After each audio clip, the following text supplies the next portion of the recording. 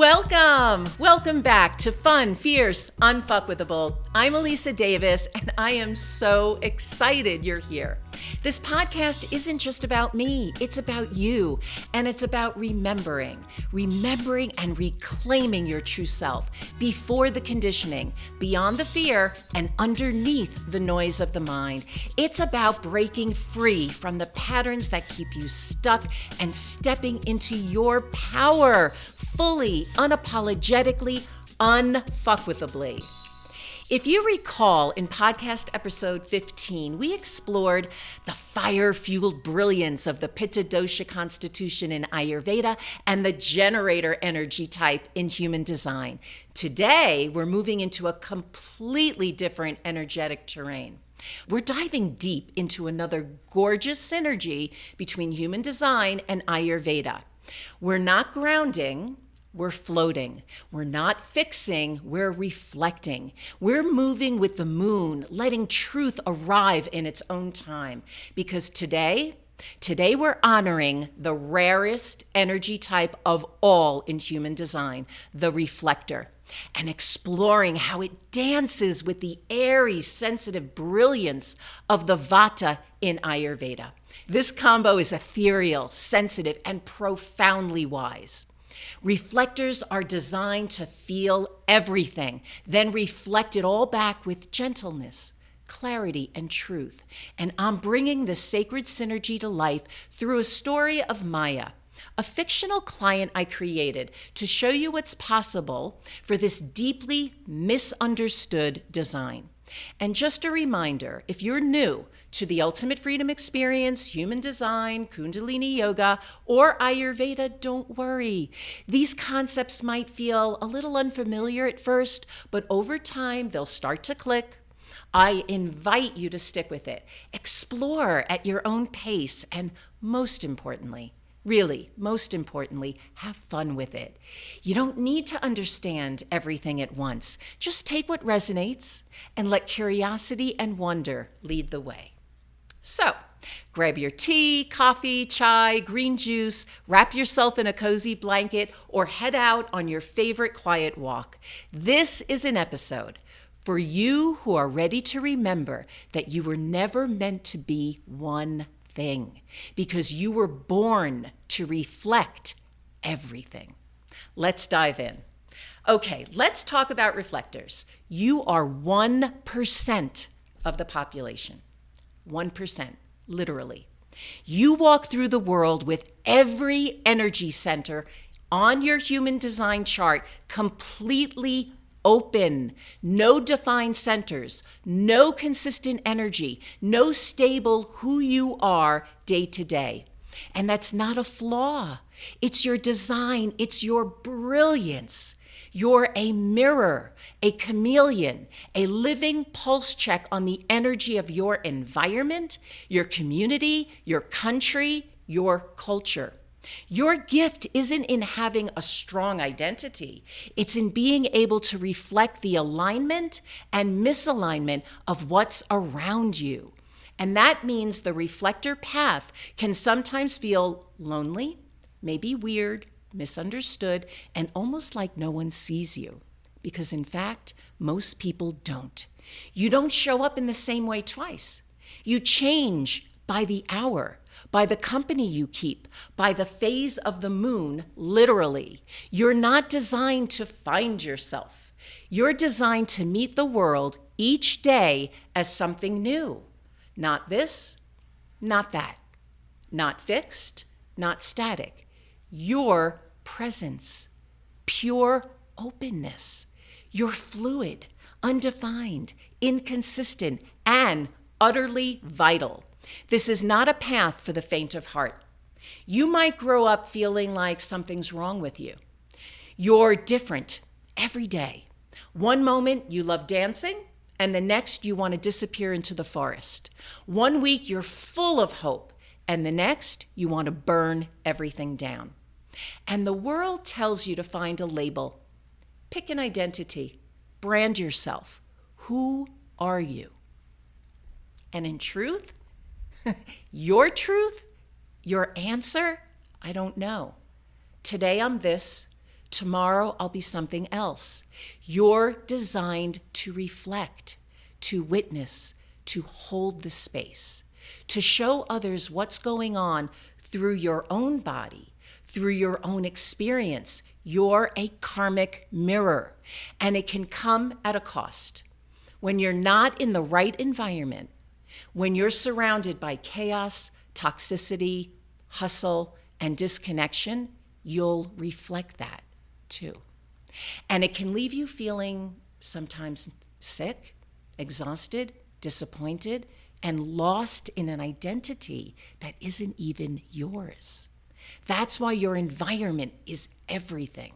People, place, atmosphere, alignment. Your job is to curate the most nourishing landscape you can, because what surrounds you becomes you, and you become it. And this is also why your strategy is to wait a full lunar cycle, 28 days, before making big decisions.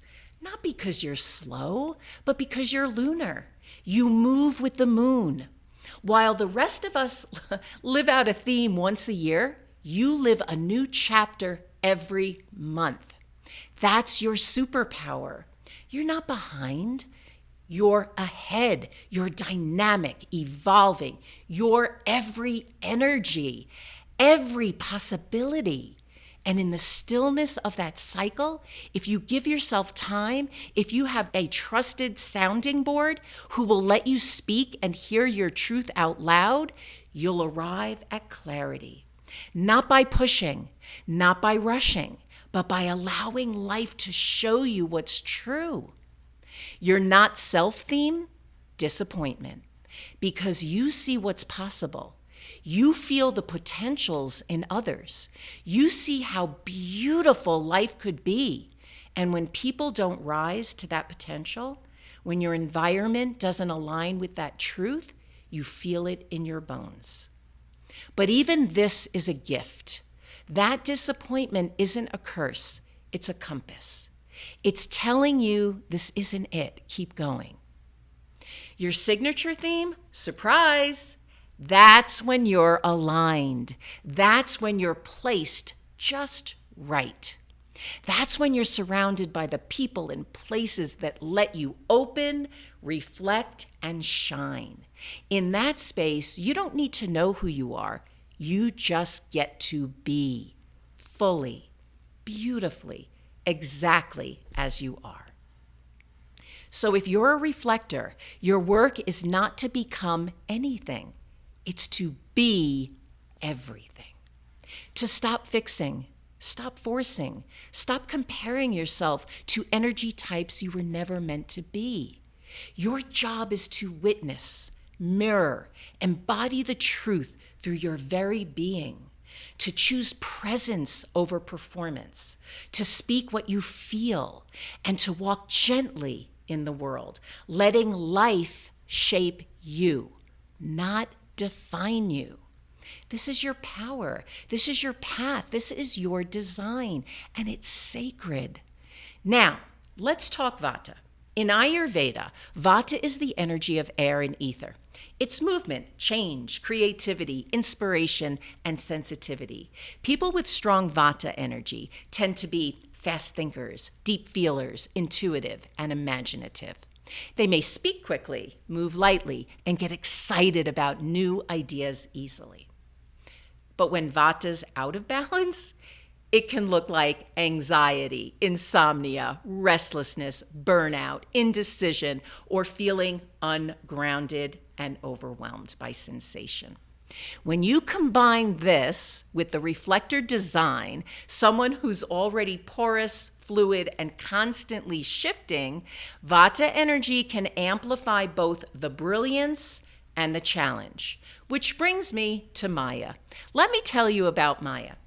As mentioned in the introduction, Maya's a Vata reflector with an ethereal presence.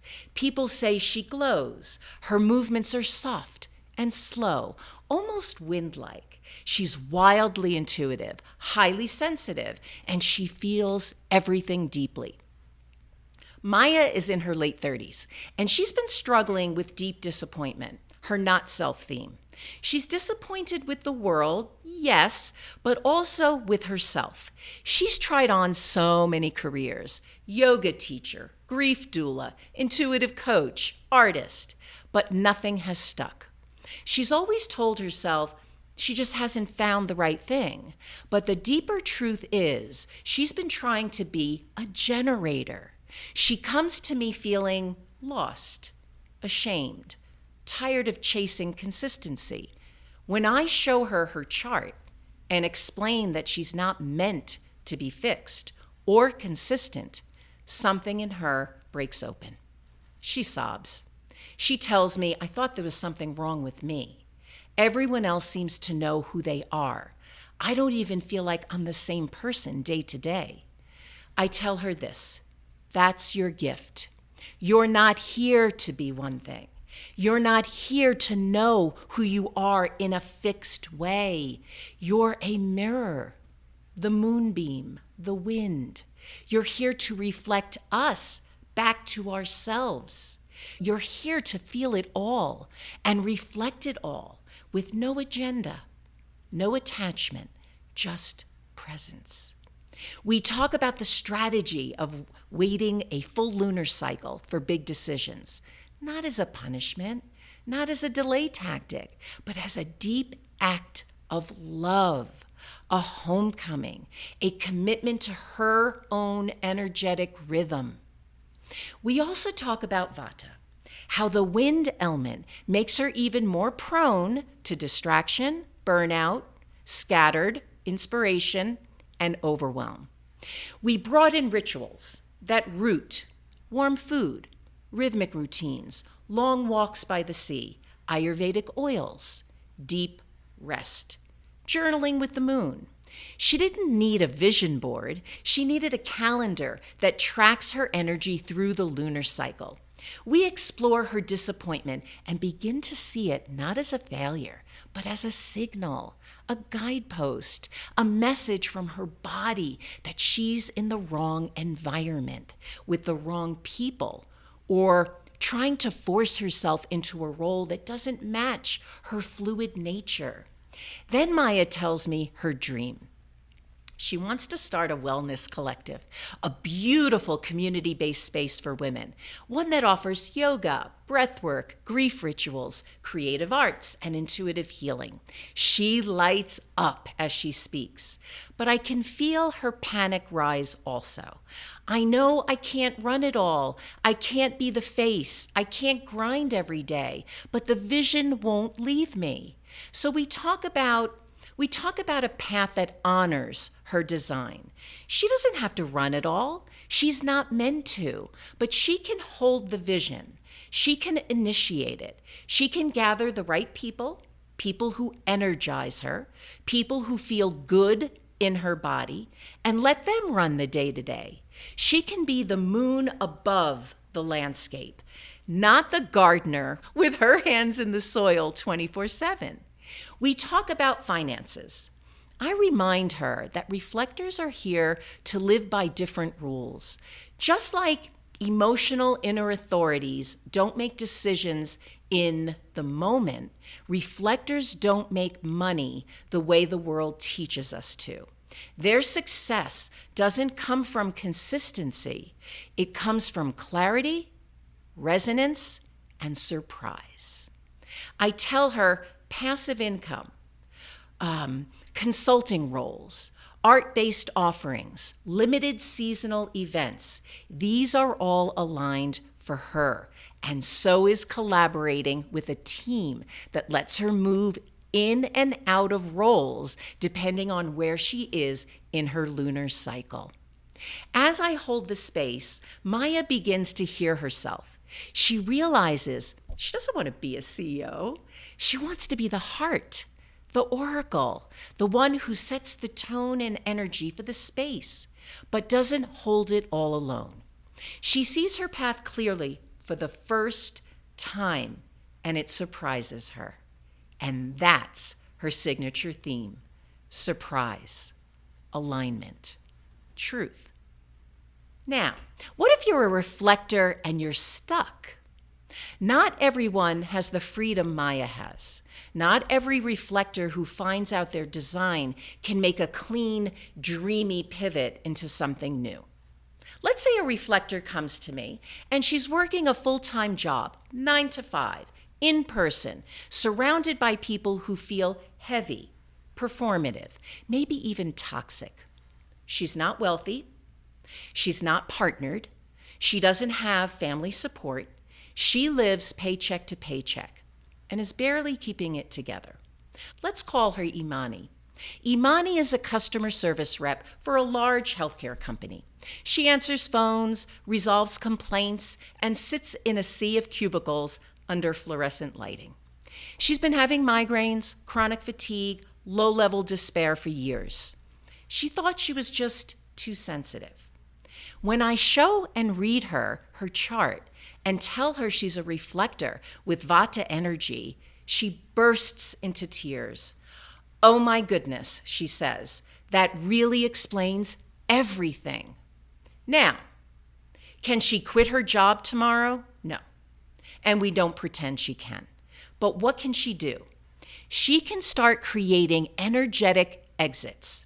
We talk about building transition bridges, micro adjustments, shifts that soothe the nervous system and brings her back to truth.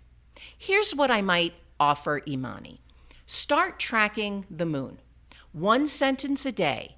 How do you feel when you wake up? What feels heavy? What feels possible? Learn your lunar rhythm. I might say, leave the building for lunch, if it's possible. Get outside. Even 15 minutes in nature can drain the energetic buildup of the day. Clean your environment. Reflectors are exquisitely sensitive to space. Keep your desk clear. Maybe add a plant, a crystal, or a photo that feels like you. Soundboard. Find one non-judgmental friend, coach, or therapist you can speak to weekly, not for advice, but to hear yourself, to reflect yourself. Maybe create a decompression ritual. When you come home, take a shower, sit outside, or light a candle. Do something that symbolizes releasing the day. Keep a truth list.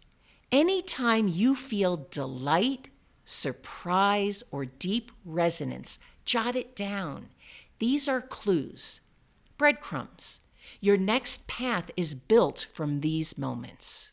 Maybe set a longer-term vision, not a fixed goal, but a dream of an environment that feels right. Start noticing what lights you up. Slowly move toward those people, those places, that energy. Look, Imani can't leave her job tomorrow, but she can start living her design today. And with time and clarity and aligned action, one breath, one breadcrumb at a time, her external world will begin to match the internal truth she finally remembered. And if you're wondering, what does it look like when a reflector fully embodies their design? Look no further than the hugging saint, Amma. Amma is a living example of reflector dharma in motion.